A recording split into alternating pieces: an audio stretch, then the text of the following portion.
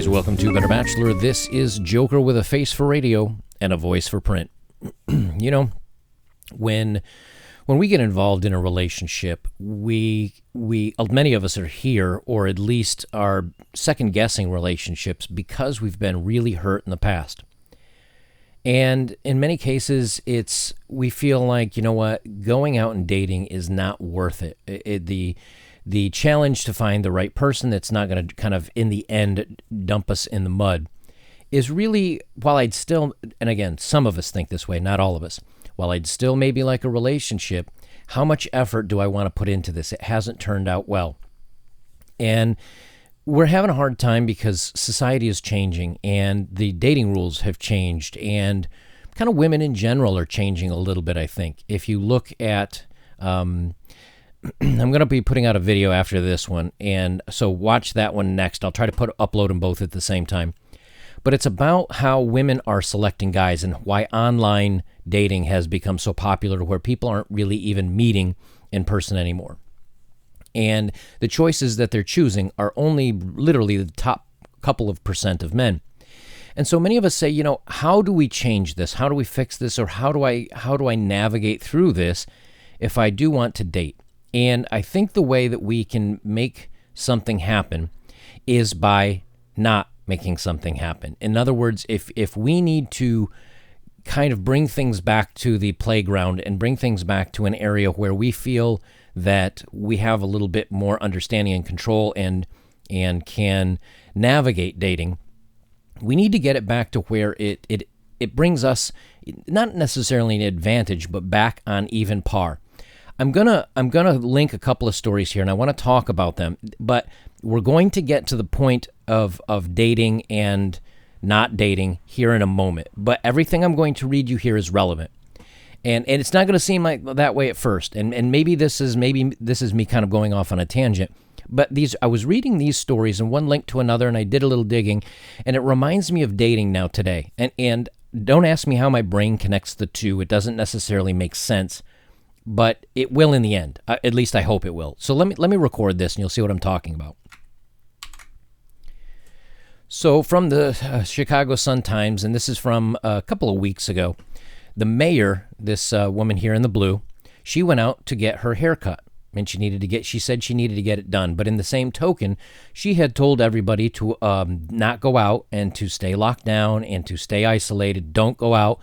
You don't need to go out for this, that, and the other, just for essentials, which is food, so on and so forth. But then she goes out and she gets a haircut.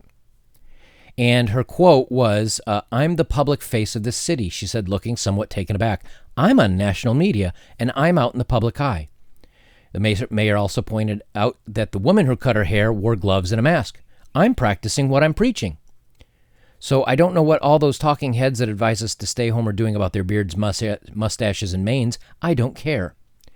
So she can keep everybody locked down. But what if I have a job that I'm seen in the public? Maybe I'm not the mayor, but maybe I'm a newscaster. Maybe I'm a news reporter. But my beard, my mane doesn't count? Well, this isn't a guy-girl thing. It's just the point that it's saying one thing and doing another. And if you've seen my last 10 videos, I'm always talking about how I don't like hypocrisy. I don't like rules for thee and not for me. That just does not work for me. Parity and evenness across the board. But my point is, she said to do one thing and then did another. So what's her message to those that don't do as she says, right? Listen to this. This is a 39-second clip, but I want you to hear the emphasis she puts on you to stay home. And again, trust me, this has to do with dating. I know it doesn't seem like it. We will shut you down. We will cite you. And if we need to, we will arrest you and we will take you to jail. Period. There should be nothing unambiguous about that. Don't make us treat you like a criminal. But if you act like a criminal and you violate the law and you refuse to do what is necessary to save lives in the city in the middle of a pandemic, we will take you to jail, period. Okay, so the whole point is here that she's okay to go out and distance, but if you do it, you are going to get locked down. Now, bear with me. We're almost there, but this has an overall theme. But just remember this. Good for me, not for thee, right? Here in Minnesota, A Minnesota NBC station fires weatherman after reposting comparison of reopened protesters to angry old-timey Germans. So, first, they say, everybody needs to do what I say, but I'm going to do what I want. And then if they can't control what you're doing, they start calling you names. And when I say they, I mean whoever you may be in a relationship or society trying to control how men think, how men act, how men do, right? A good example, I decide, hey, you know what? I want to stay single. I don't want to date. I don't want to be involved in a relationship. What do they say to you? Who hurt you? Oh, you're just involuntarily celibate. You're an incel. You need to man up. So the words come to try again to control you, to get you to do what they want you to do. And again, when I say they, I'm talking about whoever speaks to us this way when they're trying to get you as a man to do something for a woman or to date, or when you just say, hey, I'm out. I'm not interested anymore. So first the rules come, then the name calling comes. Now here, a poll says 12% of Americans say another month of social distancing may lead to not affording food. So there's your motivation for people breaking the lockdown. They say, hey, I have to open my business or it's going to fail. I have to go back to work. I have to not listen to you. There's some ruling there, right? And this is from the UK. Is this really essential travel? Bentley owner is spotted getting his car cleaned while yet more DIY shoppers at the range flout government orders to buy paint and wallpaper. And here are people out just, doing their thing. And then we have protests here. Shut down unrest from California to New York. Thousands across the nation turn out for lockdown protests. Okay, so now here's where this related to my school of thought that I'm going to talk about today. When you decide that you don't want to do what society expects of you, first they're going to call you names. Then they're going to, threaten you with something. And eventually, if enough men don't participate and ignore all of this being thrown at them, there's nothing they can do. You see, if 1,000 people protest and they say, hey, like this mayor from Chicago, if she says, hey, we're going to lock you up, okay, that's maybe 10 people. What if 10,000 people show up and they say no? What if 100,000 people show up and they say no? Well, you can't arrest them all, can you? You can't stop them from doing what they're going to do. The same thing comes when two men, and about men, when we talk about, hey, what kind of, I'm not a big marcher. I'm not a guy that goes out and protests. I'm just a guy that doesn't like the way things are turning out for me. Whether it's dating, whether it's being called names, whether it's being put down, whether it's being told that I'm the reason that society is bad. Well, just by not showing up, that's your protest. That is your, by not participating in relationships, that is your protest. And so when you do this, right now I am protesting. What happens when men say, you cannot control me, you can't shame me, you can't call me names and make me do what you want me to do, I'm not going to participate? Well, first, things like OnlyFans, and the money-making machine that is, that goes away. Then men being taken advantage of in relationships goes away. If you looked at the story I did just two videos ago or one video ago, men are not getting married anymore. So you see, women control the activity in the bedroom. They decide who they will allow to participate in that with them. But men control relationships. Men are the ones usually that determine whether you're going to ask a girl out. Men are the ones that usually determine if they're going to ask a woman to marriage. Now, yes, ultimately you may say a woman controls that because she can say yes or no. But what if the man doesn't ask in the first place? Then there is no yes or no to happen. So men really do control whether a woman gets married or not. I've been asked to marry a woman. When I got married before, I've still never asked a woman to marry me. I was asked. Unfortunately, I said yes. But the whole point is that men can control this. So when you decide, hey, I don't like the way dating is going, I don't like the way the court systems treat men when it comes to marriage, when it comes to child custody, when it comes to divorce, I don't like how I'm treated.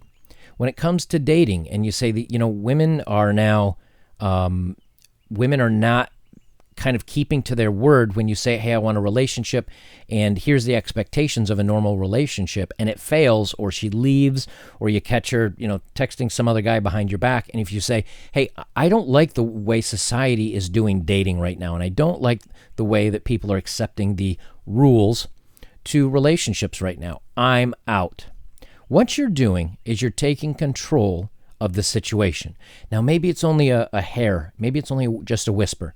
And again, if one protester or 10 protesters, maybe even 100 protesters ignore things, they might all get arrested.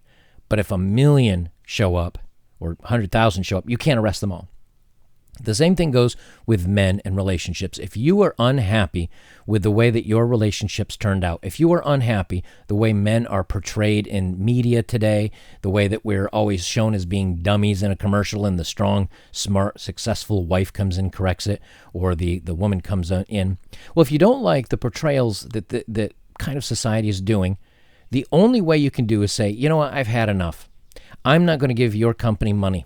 It's why many of us don't buy Gillette razors anymore, even though it's, a year and a half after the whole commercial that came out. I haven't made a list, but I have a little mental list of products where I just say, you don't get my money anymore. I don't pay for Disney movies anymore. I just don't. I don't pay for certain products. And then I don't participate in certain things.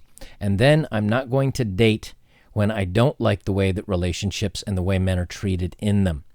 And I'm not going to get married, and I'm not going to cohabitate because I don't like the way the laws protect women, and whatever they say goes. Again, it's if a woman says something that you've done something inappropriate, but the truth of it is you didn't, there is no investigation. They just show up and arrest you and take you away because, man bad. So my whole point to this whole video is just this. If you just say no, I'm not going to do what you want me to do anymore. I'm not going to participate in the way you want me to participate. I'm not going to date, or I'm not going to, if I'm not treated the way I want to be treated, you can't do anything about it. They can't control you. Now, it does mean you have to make some sacrifices. It does mean you have to change your lifestyle a little bit. But it also means that you get control, and you get to put your penny in the pile saying, until things change, I'm out.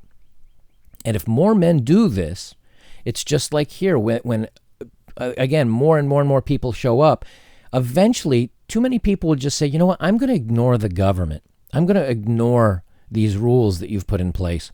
I'm going to open my business and go back to work. And if the entire city does this, the governor or the government or the mayor or whoever can keep yelling, no, no, no, but you've got millions of people just ignoring them. And there's nothing they can do about it. And so in the end, the mayor either has to keep yelling no and realize that everyone is ignoring them, and maybe to save face, they have to say, all right, after close assessment and listening to the people, I'm going to do the right thing and reopen everything.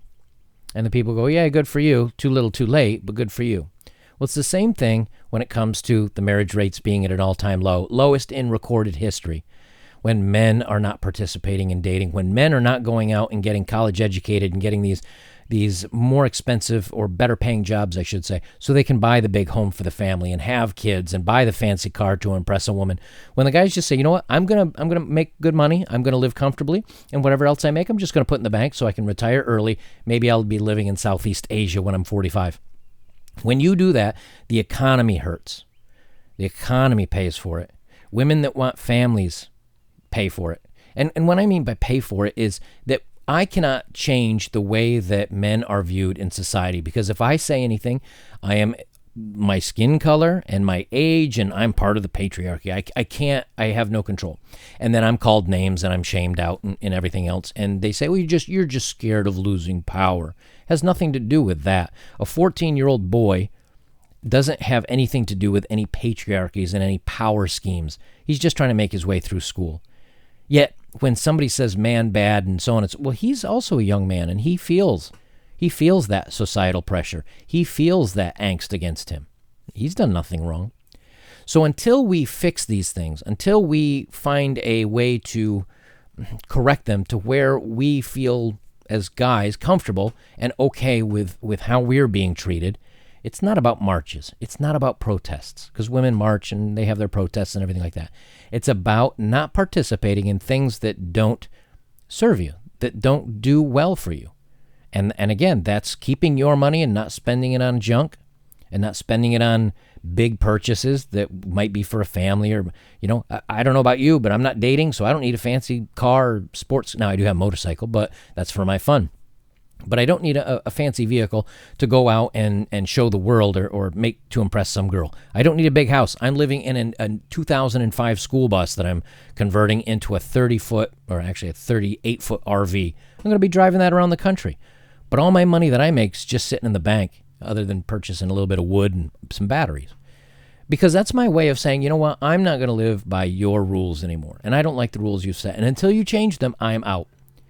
Well, I think it's important that if we think this way and we can talk to other people that are dissatisfied with the way things are going and they participate, eventually there'll be too many participating that if we don't change some laws and don't change some attitudes, they're not going to like the outcome of this. And it's not that we're going to do anything bad. It's that we're not going to do anything. We're just going to stop participating. I think once that starts happening, you'll see some changes. Now, you may disagree, and it may take millions of men more doing this. But if we do, I think you'll see that maybe some things change and some attitudes change. And may not even be in my lifetime. But if a 15-year-old guy right now growing up, when he gets to be my age, can have a family, can have the laws not rake him over the coals if he does get divorced, something like that, then I'm fine with making my little bit of sacrifice now. Just to, plant a tree today whose shade you will not enjoy, that it'll be the next generation. I don't know. Maybe I'm looking at this in a weird way, but it's my way of kind of saying, I don't like things, so I'm out. I don't know. What do you guys think? Do you kind of think this way, or are you just saying dating's just not for me, so I'm not out there? Let me know what your thoughts are on this one. I'm really curious, and I know I kind of took down an interesting path to get there, but I don't know. I think it's kind of a fun idea to think about. Guys, if you'd like to support my work, links are below. Thank you very much for those of you that have and dug deep. I love that. It does help me out. For the rest of you, you can like, comment, share, subscribe. Guys, this is Better Bachelor. I'm Joker, and remember, sometimes the best way to get things to change is by not participating.